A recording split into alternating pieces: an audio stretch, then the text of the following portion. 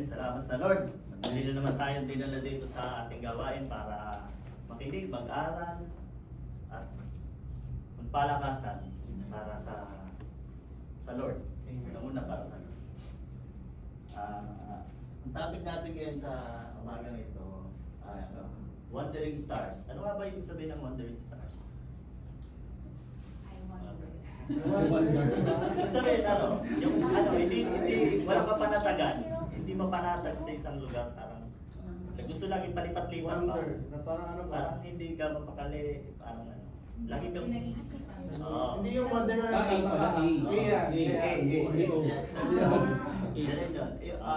parang lagi ka may hinahanap, hindi ka mapanatag, hindi ka. Sabihin mo sa katabi mo, wandering star ka ba? Siyempre, hindi tayo ganun, di ba? Focus tayo. Parang may hinahanap ka na palipat-lipat ka, nagwo-wonder ka sa wilderness, parang nag-wonder ka. Wonder. Sabi nga dito sa sa John, magbasa tayo ng sa John 6:2. Sinundan siya ng napakaraming tao sapagkat nakita nila ang mga himalang ginawa niya sa pagpapagaling sa mga may sakit. John 6:66. Mula noon ay marami sa kanyang mga alagad at tumalikod at hindi na sumama sa kanya. 67. Tinanong ni Jesus ang 12, at kayo, gusto niyo rin bang umalis? Ganun, mas masana Lord ang ating mga verses na noon. Yes, O Lord God, Jesus, hallelujah, Lord, hallelujah, Jesus, hallelujah. Lord, maraming salamat, Panginoon, sa umaga na dinala mo kami sa gawain mo, Panginoon. Ikaw na bahala, Panginoon.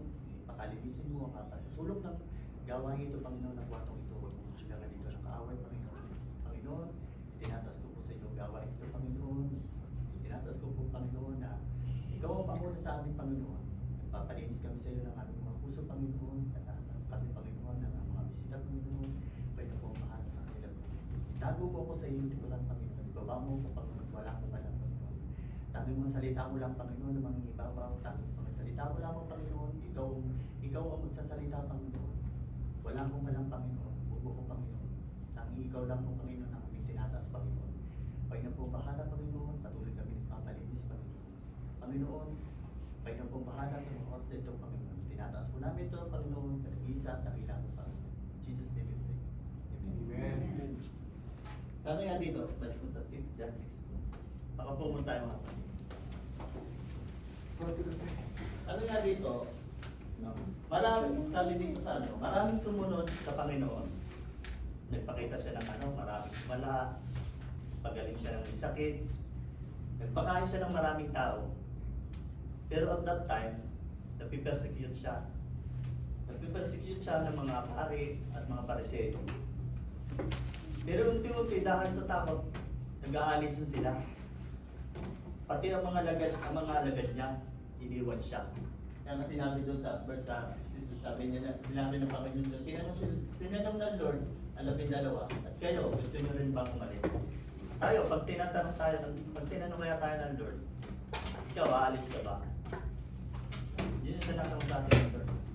Pero, sa atin, yan mahirap yun, di ba? Pag tinanong ka na, aalis ka ba?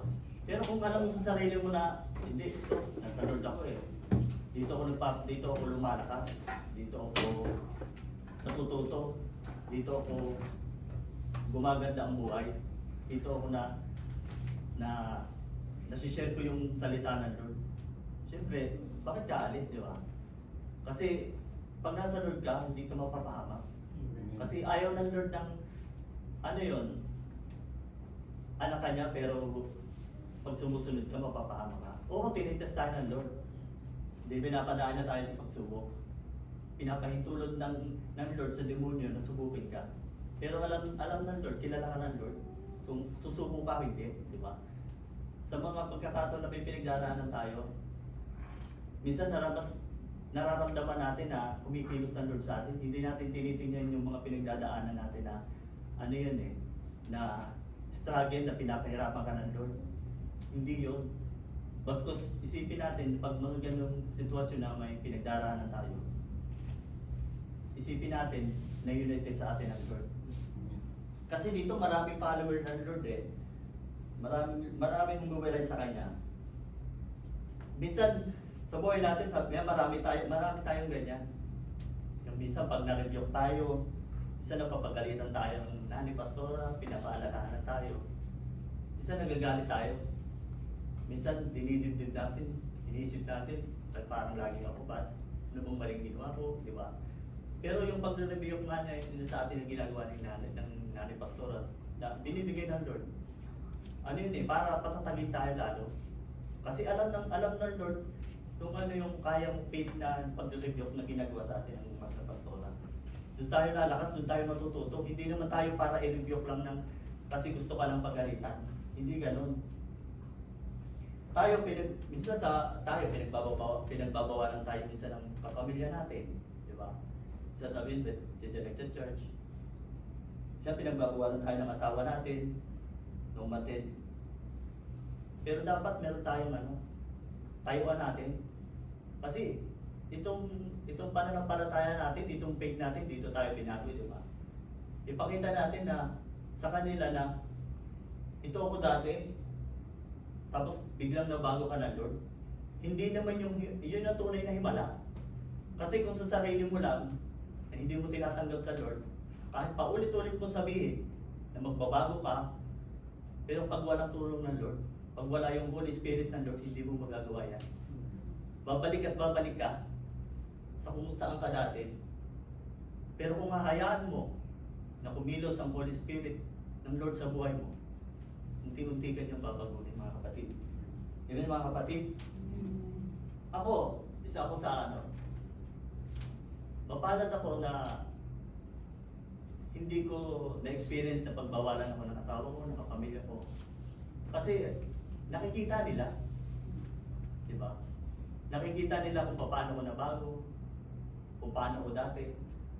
Kasi nung ako dati, nung trainee, kahit paulit-ulit kong pinapatuto sa inyo, nung dati akong trainee, pagka Sabado ng gabi, paglabas namin ng Sabado ng gabi, kasi ang kasya namin, nasa tuktok yan ng bundok eh. Ngayon, pag once a week lang din kami bumababa. Ngayon, pagbaba namin ng Sabado, pupunta na kami dun sa kasama namin sa ibang kaisya, pero nasa baba lang namin yun. Doon, dating ng Sabado, doon na kami matutulog niyan. Kasi doon, nagsusugal kami. Nagbe-bet game kami. Nagiinom habang nagbe-bet game. Tapos kinabukasan na lang kami babalik ng linggo na natin. Parang nagiging routine ng ganun. Pero nung nakilala ko ng Lord, unti-unti niyang inalis yun. Kasi kung ako lang talaga, hindi ko tumanggap sa Lord, hindi ko nakilala ang Lord, nasaan na kaya ako ngayon? Di ba, mga kapatid? Siguro nandun pa rin ako. Kasi kahit anong gusto kong gawin, kahit sarili ko na magbago ako, hindi ko magagawa yun. Pero nung tumanggap ako sa Lord, nakilala ko siya, doon niya unti-unti binago lahat. Inalis niya ako doon sa pagsusugal, inalis niya ako doon sa minsan umiinom. Di ba, mga kapatid? Tapos minsan napapaganahan tayo ng nagsiselo sa atin yung pamilya natin, di ba? Minsan sinasabihin niya na mas inuuna natin yan. Kaya nakakaramdam sila ng selos. Di ba? Pero ang selos sinasabi ng Lord, hindi sa Lord yan. Yung selos, iniinput niya ng kaaway para magalit ka. Di ba? Yun ang lagi natin tatandaan, mga kapatid. Na selos, hindi yan makakabuti sa inyo. Pag inuna mo, Lord, alisin niya yan. Ang bahala ng Lord na magpaintindi sa pamilya natin.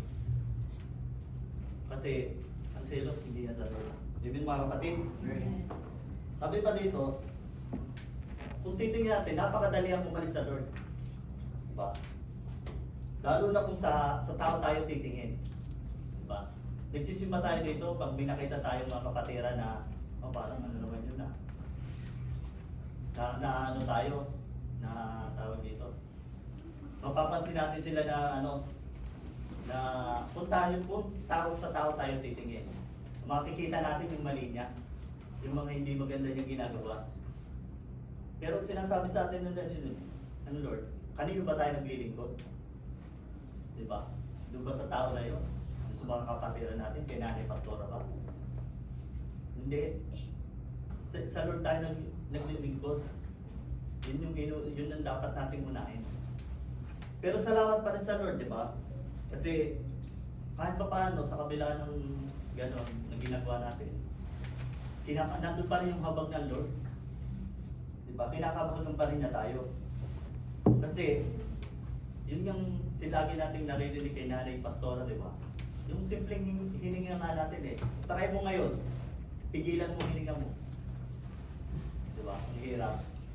Kasi hindi, ang Lord yan, parang simpleng ano lang yan eh. Simpleng ano lang, simpleng hininga. Pero sa Lord galing yan. Di ba? Tapos, sabi nga dito, when you start following Jesus, hindi siya madali. Hindi madali ang sumunod sa Lord. Bakit? Una, lalayuin ka ng mga akala mong tunay mong kaibigan. Kasi, nakikita nila na namumuhay ka ng tama. Yung masisilaw sila sa mga ginagawa mo. Parang dati, kasama ko lang to ah. Dati kasama ko lang to sa inuman ah. Sugalan dito, kasama ko lang to sa sugalan ah. Pero ngayon iba na yung way mo, iba na yung daan tinatahan mo. Masisilaw yan. Magagalit yan sa'yo. Pag niyaya mo yan sa church, hindi yan sasama. Salamat kung sumama, di ba? Salamat kung nakita nila na nagbago ka. Pero karamihan sa atin, ganyan na eh.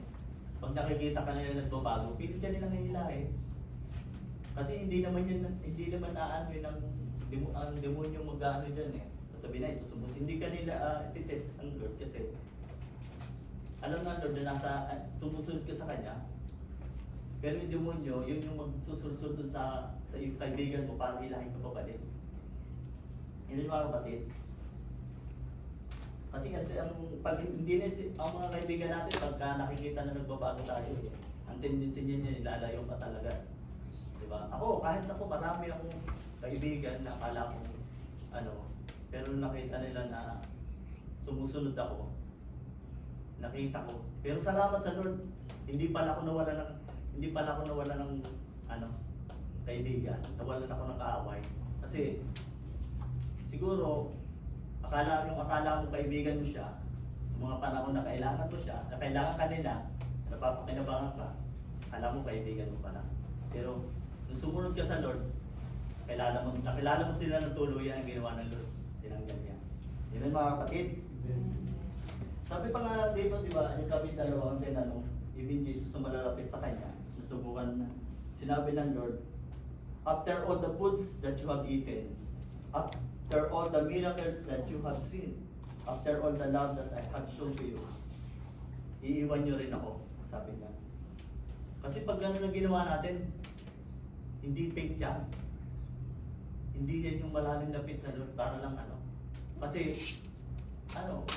bigla mo na lang iiwan ng Ganun na lang, di ba? Wala bang kahit konti na natanim sa'yo sa puso natin, wala bang kahit konting binhi na natanim sa'yo sa puso ng Lord para ganun na natin iwan, ganun kadali lang. Sabi nga ng mahal na pastor dapat yung stand natin naka-fix. Di ba? Hindi yung wandering stars, hindi mo panatag. Dapat mga kapatid, pag sa ganito mga pagkakataon, kasi nasa last days na tayo, huwag na tayong magpa-petiks-petiks, sabi nga ng laging sinasabi sa atin ng mahal na pastora. Kasi malapit na. Lahat ng mga sign nandiyan na, pinapakita na sa atin ng Lord. Malapit na dumating ang Lord, huwag na tayo magpa-petiks-petiks. Huwag na tayo yung, tagal pa yan eh. Yun naman, paulit, yan naman yung dati, matagal ang sinasabi yan. Pero di ba mga kapatid, lahat na ng nandiyan na yan, malapit na mag-gera, nandiyan na yung mga sign na nasusulat sa banal na salita. Nasa last days na tayo mga kapatid, huwag na tayong magpatumpik, huwag na tayong petiks-petiks. Kumilos tayo. Yun ang sinasabi, yun ang pinapaisip sa atin ng Lord. Kung kailangan mag-share tayo ng gospel, gawin na natin. Hanggat may kaya tayo lagi ko sinasabi sa kapamilya ko pag sinasabihan ko sila, kailan ka maglilingkod sa Lord? Pagka napahintulot ka na magkaroon ka ng karamdaman. Yung kapatid ko nga, di ba, naisiyo yun Sinabi ko sa kanya, o ngayon, naramdaman mo, pinahintulot ka na Lord. Paano ka maglilingkod kung ganyan ka? Di ba dapat, ngayon pa lang, binigyan ka ng pagkakataon ng Lord para mabuhay. Binigyan ka ng Lord para sumunod sa Kanya. Ito na yung pagkakataon na makilala mo siya. Pakilusin mo siya sa buhay mo. Nandito ako, sabi ko, ako alam ko na gagamitin ako ng Lord para sa inyo. Sinasabi ko sa kanila mga kapatid, oo, mahirap. Hindi yung battle ng pag-posisyon ng gospel. Pero kung ipofocus natin yung sarili natin, ibibigay natin yung nararapat para sa Lord, hindi mahirap sumunod. Mahirap sumunod kung ayaw natin gawin. Pero kung pipiliin ang puso natin na sumunod, na sundan ang daan ng Lord, sa tingin ko madali yun. Di ba mga kapatid? Tandaan natin na kapag umalis tayo, hindi naman ng Lord ang iniwan natin eh. Hindi naman ng mahal ang pastor ang iniwan natin eh. Hindi naman yung mga kapatiran yung iniwan natin. Ang Lord ang iniwan natin pag aalis tayo. Di ba? Sabi nga, ito, can you imagine na wala tayo sa Lord? Saan kaya tayo ngayon? Ito nga, yung sinasabi ko kanina na marahil manginginom tayo, magsusugal tayo, mag-aero, lahat tayo. Ang bisyo ba, malamang nasa atin. Sabi pa nga, marami kang ang pera, pero ang tanong, masaya ka ba? Maganda ka ang bahay mo, maganda ka ang kotse mo. Tanong, masaya ka ba? Patotoo ko nga lang din sa inyo, yung kasama ko sa sa bahay. Kung titingnan ko yung buhay ko sa kanya, magandang buhay niya pagdating sa pera. Siya sa Pilipinas, magandang buhay niya, ganda ng bahay niya, 3 yung tindahan niya, 2 yung sasakyan niya. Pagdating sa pinansyal, talaga namang okay siya. Sabi nga niya, yung pera niya, sinasahod dito, parang invest, bumibili lang siya ng lupa doon pang invest niya. Pero yung mga ginagamit ng pamilya niya sa halos sa tindahan niya na kinukuha. Kasi yung tindahan niya 3, maayos ang kita. Yun yung kwento niya sa akin. Siya, mananampalataya din siya dati, Christian din siya. Ngayon, nung nakapangasawa siya ng hindi mananampalataya, nahila siya. Hindi niya tinayuan yung Lord na. Hindi niya tinayuan yung Lord na kinikilala niya. Hinila siya. Pabalik sa dati niyang kung saan siya dati. Sabi ko sa kanya, sabi ko, pre, kung papipiliin ka ng buhay mo ngayon, yung buhay mo ngayon, marami kang pera. O yung buhay mo dati, na halos wala ka. Sabi niya, mas pipiliin niya yung wala siya noon. Kasi, kahit wala siyang pera, maraming pera. Pero nasa Lord siya. Eh ngayon, ang dami nga niyang pera, ang dami niyang ari-arian. Pero wala siya sa Lord, hindi siya makabalik sa Lord. Diba? Sabi nga sa iyo, pag nag-backslider ka sabi nga nung hindi pinapaisip sa atin lagi na Lord. Kapag ang Holy Spirit na umalis niya sa puso mo, halos 7 bad spirit ang papasok dyan. Para pigilan ka na makabalik. Diba? Kaya sinasabi sa atin ng Lord dito, pinapaisip sa atin ng Lord. Hindi importante ang pera, pero hindi rin sinasabi ng Lord na huwag ka mag-ipon. Hindi masama ang kumita ng pera kasi pangangailangan natin yan eh. Pero huwag nating sambahin. Huwag nating arihin lahat ng pera. Mga kapatid. Amen. Alam niyo mga kapatid, mapalad tayo at susumpungan natin ang Lord. Dahil sa kabila ng tinanggap natin ng Lord, kumikilos siya sa buhay natin. Diba? Sabi nga dito sa sa Mateo chapter 10 verse 32 and 33. Pagkaya pasa mo. 32. Ang sino man kumilala sa akin sa harapan ng mga tao ay kikilalanin ko rin naman sa harapan ng aking amang nasa langit. Ito tuloy ko. 33. Ngunit ang sino man ikaila ko sa harap ng mga tao ay ikakaila ko rin sa harap ng aking amang nasa langit. Amen mga kapatid. Di ba napakalinaw? Kapag kinilala natin ang Panginoon sa harapan ng mga tao, kikilalanin niya tayo. ng ating amang nasa langit. Ngunit sino man ang kumaila sa ating Panginoon ay ikakaila rin niya tayo. Di ba mga kapatid? Siyempre ayaw natin mangyari yun. Kaya anong gagawin natin para hindi mangyari yon? Ngayon pa lang, gaya na sabi ko kanina, habang may pagkakataon tayo, sumunod tayo sa Lord. Maniwala tayo. Manampalataya tayo. Diba? Kasi binigyan na tayo ng Lord ng pagkakataon. Binigyan na tayo ng pagkakataon na sumunod sa Kanya, di ba? Di ba kayo, pag umaatin kayo dito, pakiramdam nyo ba napapagod kayo? Di ba hindi? Masarap sa pakiramdam yung nalinis ka. Masarap sa pakiramdam yung nakapakinig ka ng salita ng Lord, di ba?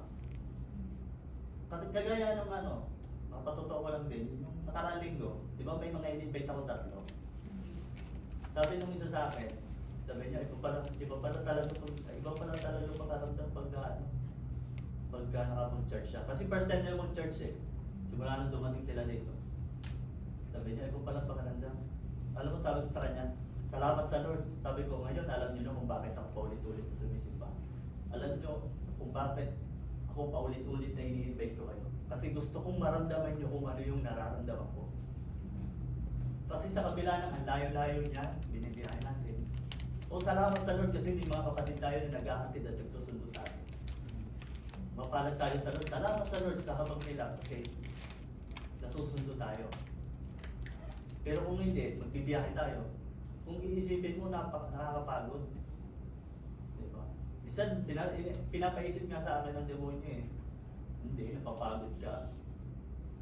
Huwag ka nang umatid kasi ang layo-layo mo. Pero i-review natin yun. Jesus name. Hindi yan. Masaya ako na nagsisingkod ako sa Lord.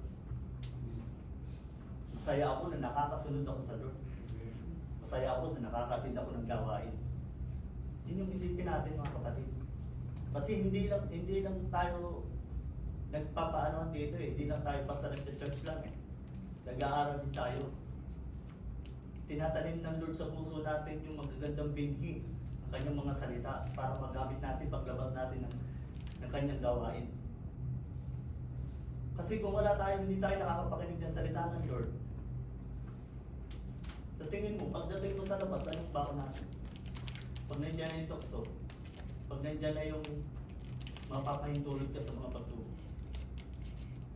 Diba? Kung wala tayo sa Lord, pag may nagyaya sa atin yan, anong gagawin natin? Sama na lang tayo. Sige pre, wala naman na eh. Sama ko sa'yo, sarap siguro dyan eh. Pero kung araw-araw, o linggo-linggo man tayo nakakapakinig ng salita ng Lord,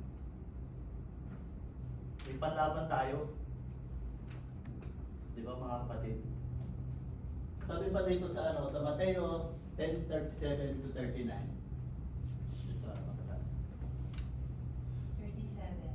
Ang umiibig sa kanyang ama o ina ng higit sa akin ay hindi karapat-dapat sa akin. Ang umiibig sa kanyang anak na higit sa akin ay hindi karapat-dapat sa akin. Verse 13. Verse 38. Ang hindi nagpapasan ng kanyang krus at hindi sumusunod sa akin ay hindi karapat-dapat sa akin. 39. Ang nagsisikap pagligtas ng kanyang buhay ay mawawalan nito. Ngunit ang mawalan ng kanyang buhay, alang-alang sa akin ay magkakalimutan. Amen mga kapatid. Sinasabi lang dito, God first. Unahin natin ang Lord. Hindi sinasabi ng Lord sa atin na huwag natin silang mahalin, huwag natin silang unahin. Pero sinasabi ng Lord dito na mas unahin natin siya, hindi sa ano pa mang bagay. Diba? Kasi tayo minsan, pag may iniimbit, pagka pumupunta tayo sa church, minsan kinatatabaran pa natin eh. Diba?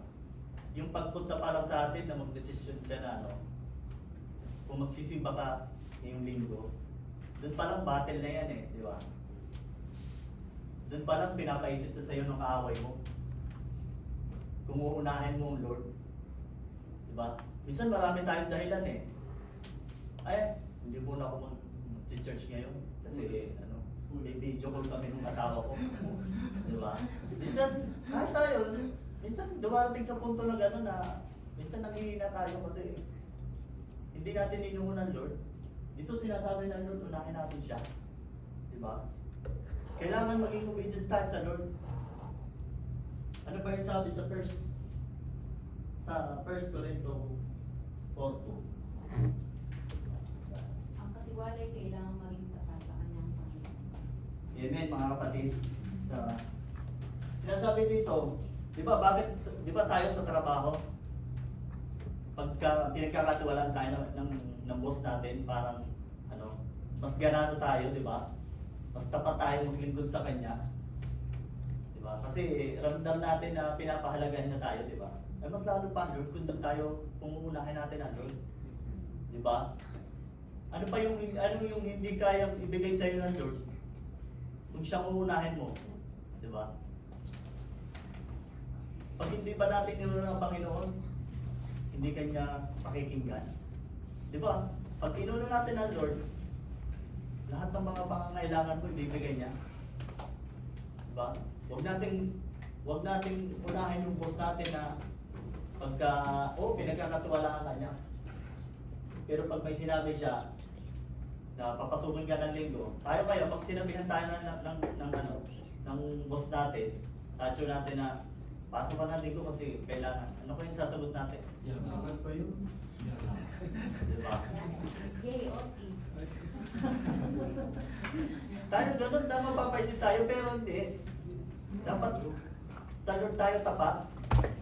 Diba? Oo, ang pinapasweldo ka ng kaisya mo. Binibigay niya yung sweldo na kailangan mo.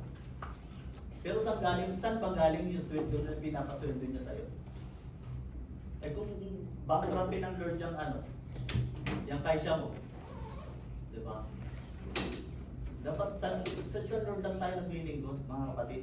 Sa Lord lang tayo magkaroon ng tiwala. Ibigay natin yung pagsunod natin sa Lord. Diba?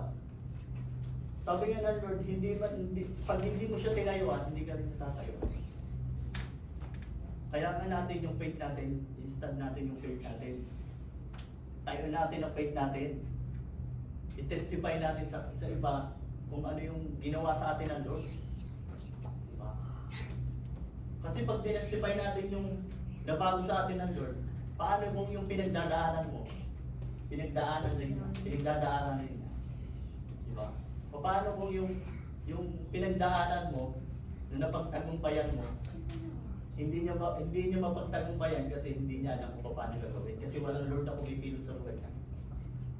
Diba? Pagka tinestify mo, yung mga naranasan mo, na ito yung binago sa'yo ng Lord, ito yung ginawa sa'yo ng Lord, baka mag-bless siya sa'yo, diba? Kailangan ganun tayo. Hindi lang tayo mananahimik.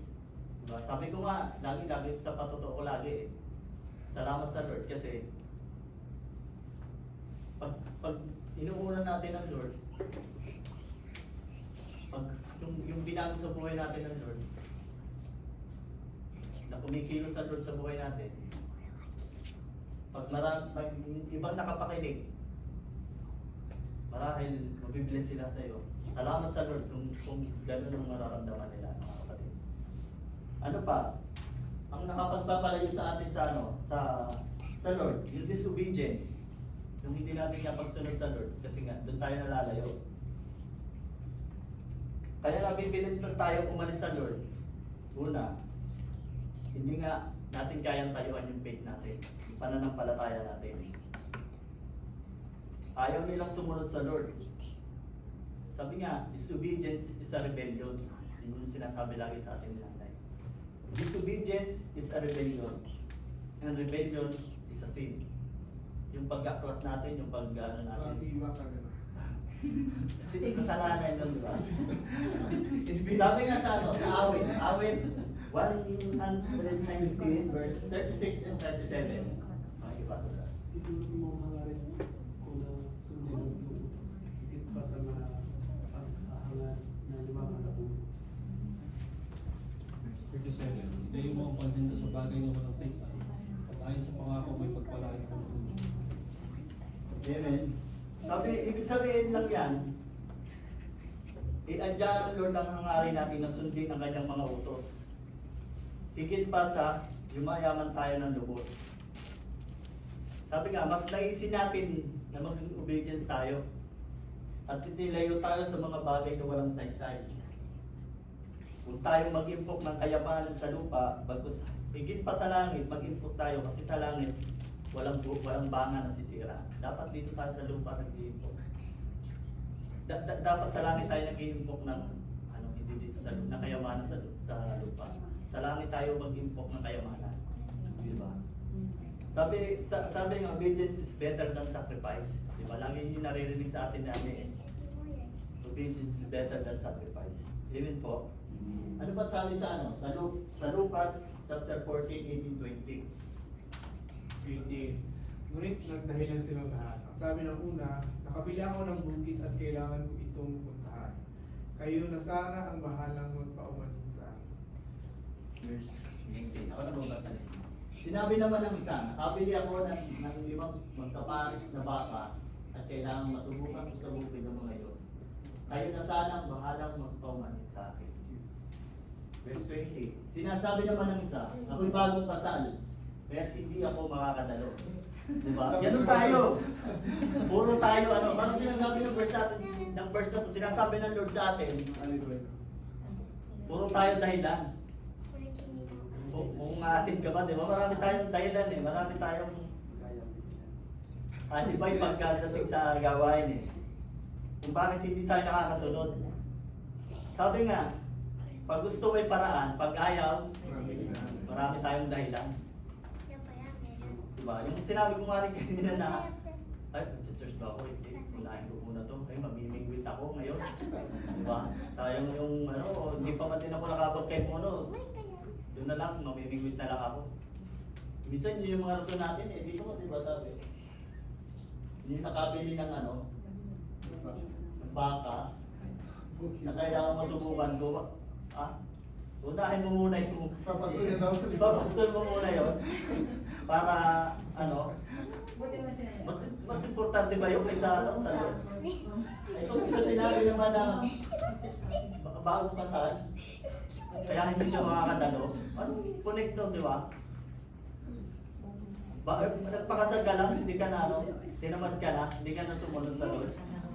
Di ba? Pero alam ng Lord yung kaya mo. Di ba? Kasi alam ng Lord yung puso mo eh. Alam ng Lord kung kaya mo umatin. Alam ng Lord kung hindi mo ito kaya, di ba? Between you and the Lord, kayo lang nagkakaintindihan, di ba? Hindi mo madadaya ang Lord. Alam ng Lord kung kaya mo umatin. Dinadaya mo rin yung sarili mo. Hindi ako ate. Hindi ako ate yun kasi bagong kasal ako eh. Kaya Bagong sahod ako mag-shopping. Oo, bagong sahod ako kasi kaya ako mag-shopping. Mag-shopping muna ako kasi di ba, minsan, ganun tayo, di ba? Aminin natin na ganun tayo minsan. Marami tayong dahilan, huwag lang sa atin. Pero yung pagdadahilan natin na yun,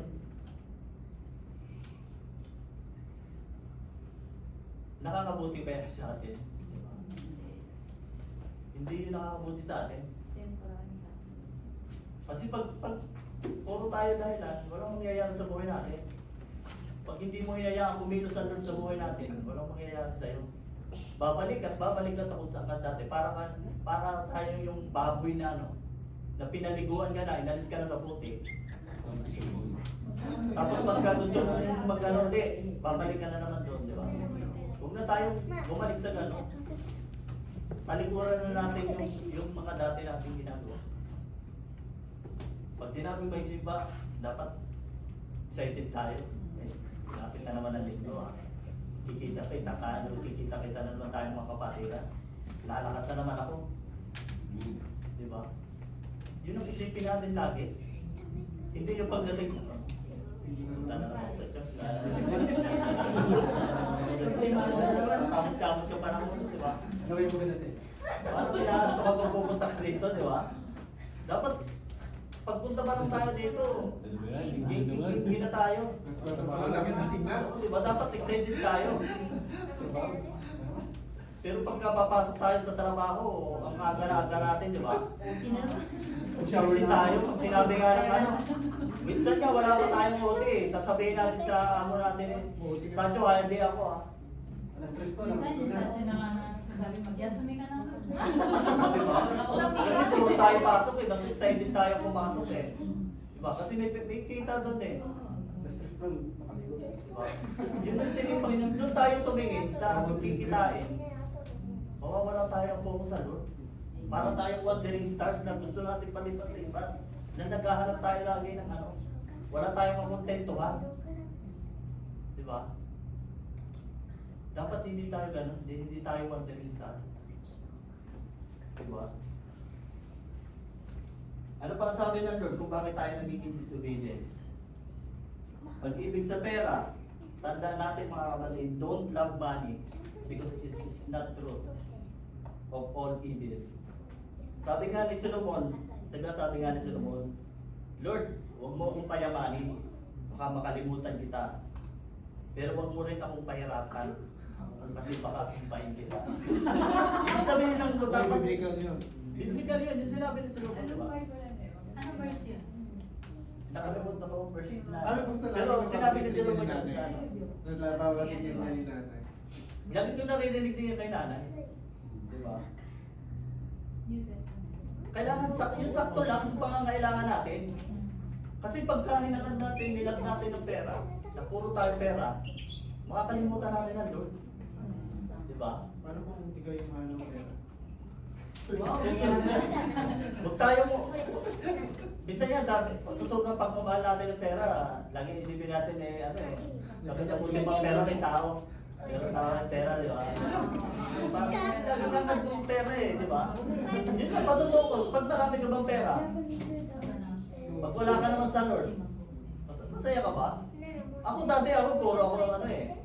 Puro ako talagang natulihan sa pera eh. Talaga namang multo kung pit ko yan, kung hindi pa sumusuweldo, alam mo lang magkano susuweldo sa sawarin ko. Di ba? Dati tayo ganun eh, kasi ano eh, Walang pera eh. Nilayasan ko ng pera. pagka ang tayong gahaman, di ba? Kasi, sabi nga dito sa ano, sa Lord tayo magtiwala, huwag nating mahalin ang pera. Amen po mga kapatid. Amen. Ano pa ang sabi sa 1 Timothy 6, 9 and 10? Sino makabasa? Ang mga nagnanasang yumaman ay nahulog sa tukso at nasisilog sa bitag ng masama at mga hangal na hangarin na tutulak sa kanila sa kamatayan at kapahamakan. Sabi nga dito, ang nagnanasang yumaman nahulog sa tukso, di ba? Gusto ba natin yung ano, mapahabak tayo dahil sa paghahangad natin sa pera, di ba? Hindi natin gugustuhin yun. Sundan natin sa ano, verse 10. Sapagkat ang pag-ibig sa salapi ay ugat ng lahat ng kasamaan. Dahil sa paghahangad na yumaman, may mga taong nalalayo sa pananampalataya at nasasadlang sa maraming kapigkadian. Amen. Amen, mga kapatid. Sabi nga dito, sabi nga ng Lord dito eh. Yan sa verses, sa dalawang verses na. Hindi masama ang pera. Ang masama, yung mahalin mo, maging gahaman tayo sa pera. Kasi mapapahamak tayo pag gano'n ang gawa natin, di ba? Pero may susi ang Lord para bigyan ka ng pagpapala. Yun yung sumunod ka at magbigay ka. Kasi pag binibigay mo yung para sa Lord, sabi nga di ba, ibabalik yan ng Lord sa iyo. Siksik. Ito ba? Hindi natin nakangarin na marami tayong pera, di ba? Ako dati, ano po, gusto ko natin ng ano eh. Pero ngayon, yung napaisip sa akin ng Lord, kasi ako nga, lagi ko sinasabi, hindi na ako nahihiyan sabihin na dati ako magnanakaw sa Lord. Hindi nga ako nagbibigay eh. Alos nung buong training ko, 3 taon. Pero sinabi, pinaisip ng Lord sa akin, nung 3 taon kong ninakaw sa Lord. Hindi ko naman kinayaman nung nasa Pilipinas ako nun eh. Hindi naman kumanda yung buhay ko nung sa 3 taon kong ninakaw sa Lord. Diba? Pero salamat sa Lord na nung natutunan ko, napag-aralan ko, natanim sa puso sa akin ng Lord na ang pagtungkol sa pagbibigay. Yan yung nakatawan ako eh. At yun, hindi na ako nahihiya magsabi ng dati ako magnanakaw. Kasi dati pag ako mag-o-operatory, parang atrasabante ako eh. Pupunta pa ako sa ulan. Kasi paano ko papatutuo yun nung nagbibigay ako sa sarili mo, di ba? Guilty ka, hindi ka nagbibigay. Paano ko magsasalita sa inyo kung ako mismo hindi ko ginagawa? Pero salamat sa Lord. At ibinigay niya sa akin yung conviction na yun na kahit pa paano, nakakapagbigay ako ngayon. Ako, marami akong kailangan. Di ba? Magkano yung nagastos ko sa anak ko? Magkano yung pangangailangan ng kapatid ko? Halos sunod-sunod yan. Pero sabi ko, salamat sa Lord. Kasi hindi niya tinatanim ng demonyo sa akin. Hindi pinapaisip ng Lord sa akin na, huwag ka muna magbigay ngayon kasi marami kang pangangailangan. Saka ka na lang magbigay pagka nakaraos ka na. Salamat sa Lord kasi hindi ko naisipan yun. Ang pinapaisip sa akin ng Lord na magkakasama, ito kailangan mo nibigay sa Lord. Tabi na yan. Salamat sa Lord at binigyan niya ako ng ganong conviction niya. Eh hindi kagaya nga dati na hindi ko iniisip na kung magbibigay ako. Hindi. Pero salamat sa Lord. Salamat sa habag ng Lord. Kasi habag lang ng Lord yan eh. Diba? Habag lang ng Lord niya na hindi pinapaisip sa iyo na kaaway na huwag ka muna magbigay. Kasi nga, ang susi sa pagpapala ay ang pagsunod at saka pagbibigay. Yan mga kapatid. Sabi nga, last ones dito sa ano, para mapahiwalay tayo sa Lord. Iyon yung kasalanan. Sabi nga dito sa John 8:34. Sumagot si Jesus, pakatandaan ninyo, ang gumagawa ng kasalanan ay pinapasalanan. Amen mga kapatid. Sumagot si Jesus, pagkatanda nyo, gumagawa ng kasalanan ay alipin na kasalanan. Sabi nga na, pag gumawa tayo ng kasalanan, hanggang ngayon, kahit itago mo pa yan, alipin ka niya. Tandaan natin mga kapatid, pag gumagawa tayo ng kasalanan, ang katumbas niyan, demonyo.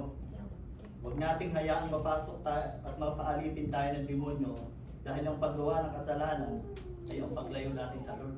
Diba? Yung kasalanan lang naman ang magiging dahilan para lumayo tayo sa Lord eh. Diba? Pag pinaisip sa inyo ng demonyo, hindi kumuha ka niya.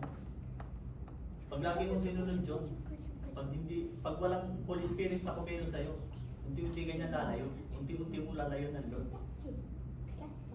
Pag pinaisip sa Lord, ang sinasabi ng Lord, ng salita ng Lord, masakit yan. Pag pinaisip sa'yo ng demonyo, hindi, masakit ka. Hindi natin naalis tayo, di ba? Masakit ang sabi nga na paulit yung sinasabi ng ating mahal na pastora na ang magandang balita, ang gospel, para yung swords na dalawang talim na kaya niyang hatiin ang ating kaluluwa. Saka kaya na natin. Yan katalim ang salita ng Lord. Masakit ang mga salita ng Lord. Pero yun ang totoo, di ba? Yung pagtanggap natin sa katotohanan, yun yung magpapalaya sa atin. Diba? Focus tayo lagi sa Lord. Para walang dahilan para makapasok sa ating likod. Lagi natin isipin, lagi natin pakakaroon. Hindi, sa Lord ako. Parang ano na tayo. Diba, ang pagsunod nga sa Lord, makipot yan eh. Ang pag sa akin, ang sabihin mo maluwag yan. May maraming nakakanap. Mahirap sumunod. Pero focus tayo. Yan yung sinasabi sa atin ng Lord. Tandaan na natin na devil, sabi nga nila natin, the devil is like a roaring lion. Pagka wala kang sandata dyan, pagka lumabas ka dyan, maraming tukso. Parang ano yan, video, parang hindi na kakain ka. Diba? Kaya nga lagi sinasabi sa atin natin, dapat sa sarili natin meron tayong mga verses. Para pag dumating ng pahintulot na may pinagdaraanan tayo, may panlaban tayo. Diba? Pag may nasasaktan ka, dala ka sa mga pagsubok, at may masakit ka, tayong ano, versus na binibigyan. Hindi tayo piling malakas na pagka ano, Wala naman. Di ba? Kasi sa Lord tayo, mag-focus tayo sa Lord. Di ba? Sabi niya, pag paulit-ulit tayo nagkakasala, paulit-ulit natin pinapako. Yan din ba gusto natin? Yung pagka nakasala, hihingi ka ng tawad. Tapos susunod gagawin, yun ang din ulit gagawin. Paulit-ulit, paulit-ulit natin hindi pinapako. Yan ang tatandaan natin. Pag paulit-ulit tayo ng mga kasalanan, paulit-ulit natin pinapako. Sabi ba dito sa Hebreo 10:26 and 27, matapos natin malaman at tanggapin ang katotohanan at sadyain pa rin natin magkasala, wala nang handog na may aalay para sa ikapagpapatawad ng ating mga kasalanan. 27, ang naghihintay na lamang sa atin ay ang kapinakalabot na pagmumo at naglalagablag na puso sa mga kaaway ng Diyos. Sinasabi niya dito, di ba, pag gumawa tayo ng kasalanan, pangkampit, hindi natin kakampi ang Lord. Galit sa at hindi, pag nagkasala tayo, paaway tayo ng Lord. Kasi kung paulit-ulit tayo nagkakasala, sinasadya mo na yun. Hindi na yun ang ano ng Lord. Parang, alam mo nang mali yun eh. Tapos susunod, ka ng tawad, susunod gagawin mo na yun. Diba? Sabi pa nga dito, why is he a good shepherd? Dito sa Lucas 15:46. Dito na tayo magtatapusan. Basta Or, kung ang sino man sa inyo ay may 100 lupa at mawala ng isa, ano ang gagawin niya? Hindi ba't iiwan niya ang siyam sa pastulan at hanapin ang nawawala hanggang sa ito'y matagpuan? Tuloy ko. Kapag nakita na niya ang tupa at may masaya niya itong papasanin. Pagdating sa bahay, aanyahan niya ang kanyang mga kaibigan at mga kapitbahay at sasabihin sa kanila, makipagsaya kayo sa akin dahil nakita ko na ang tupa ko naman. Amen, mga kapatid. Sabi dito, pag may isang kapatiran na nawawala at nakabalik, di ba, anong mararamdaman mo? Pag nakita mo yung kapatid ko nawala, bumalik. Di ba masaya tayo? Pag gano'n nangyari, mas masaya ang Lord. Di ba? Hindi lang ikaw, hindi lang yung mga kapatiran natin. Di ba, minsan pag nakita mo nga bumalik yan eh. Parang alay mo, hindi ito ka, paparamdam natin o kahit umalis siya, welcome pa rin siya. Na may mga kapatiran pa rin, may Lord pa rin siyang babalikan. Di ba? Doon pa lang, kung masaya tayo na nakabalik yung ating kapatiran, yung tumbang nawala, mas lalo na ang Lord. Di ba mga kapatid? Kaya, huwag natin nanaising mawala. Huwag natin hayaang umalis sa atin na kaloob ng Lord ng Holy Spirit. Dahil kapag umalis yan, sabi ko nga kanina, kapag umalis yung Holy Spirit na nasa atin, pinag natin, pinag natin, pag 7 ulit bad spirit pa ang pwedeng pumasok dyan. Kaya mga kapatid, ang isa naman sinuturo sa atin ng Lord, maging obedient tayo, iwasan natin yung gumawa ng kasalanan. Sabi nga, let's fight the good fight of faith. Mag-focus tayo sa Lord. Yung sinasabi sa atin ng Lord. Huwag tayong maging wandering stars na hindi tayo mapanatag lagi. Diba? Salamat sa Lord sa mga salita na binigay niya sa atin. Salamat sa naway ibigay ng Lord sa atin yung kapanatagan, ibigay sa atin yung lakas. At salamat sa Lord. To God be all the glory. Amen.